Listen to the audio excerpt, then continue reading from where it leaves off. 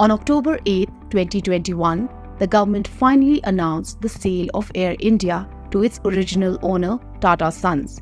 It was the first privatization of a state-owned company in 17 years.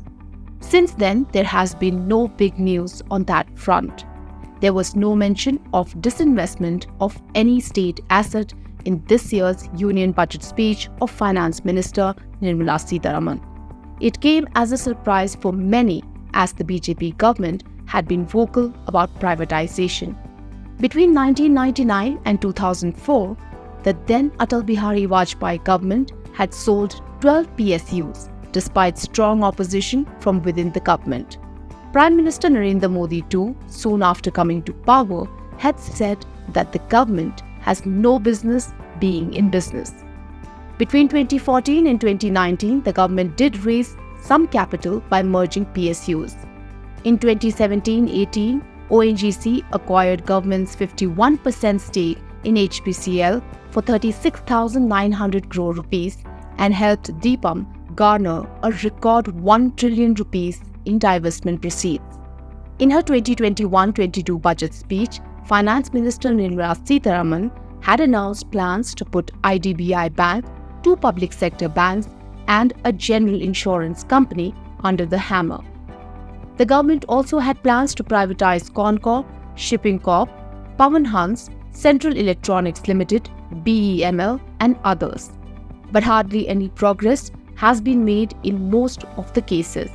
For the current fiscal year, the disinvestment target is pegged at just 51,000 crore rupees. The privatization effort of BPCL, which would have been India's largest privatization deal, was called off in May due to lack of bidders. In 2020, the Indian government had announced its biggest ever asset sales plan of about 2.1 trillion rupees. But due to COVID and other factors, only 16% of the target was met by the end of the year. So why has the government's privatization drive hit the slow lane?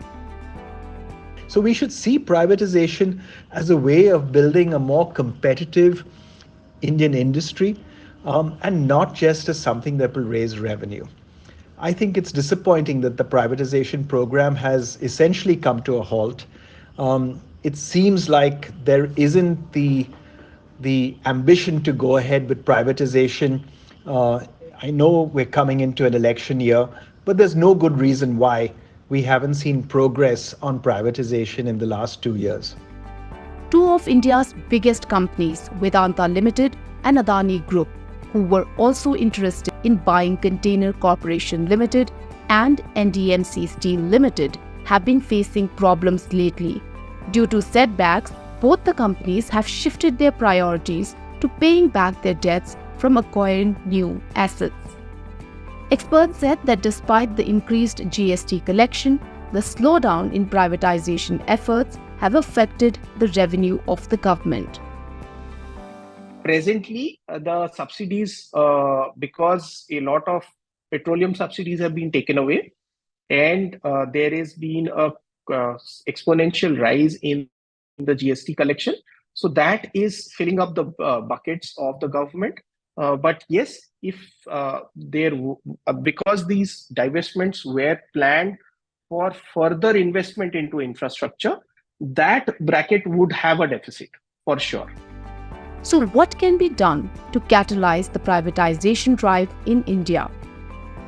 In the meanwhile, probably some structural changes in the PSU functioning that needs to be done. Maybe granting more autonomy to each PSU, maybe setting out particular standards where the bureaucratic hold of the ministries can be lessened, faster procurement policies, because most of the PSUs today, as far as the manufacturing PSUs are concerned, they are suffering from technology advancement. The technology advancement that you see in a private sector and the faster pace with which a technology advancement is implemented in a private sector, you would not see that same pace in the public sector undertaking. The upcoming election and setbacks some of Indian conglomerates have been facing lately have slowed down the privatization drive in the country. Also, the effort of changing a public sector company to a private one is Himalayan task, which requires time and effort from both the government and private companies. If you like this video, share it and subscribe to Business Standard. For more news, views and insights, log on to www.business-standard.com. Do also follow us on YouTube, Twitter, Facebook, Instagram, Telegram and LinkedIn. She's working her way to the corner office. Business Standard.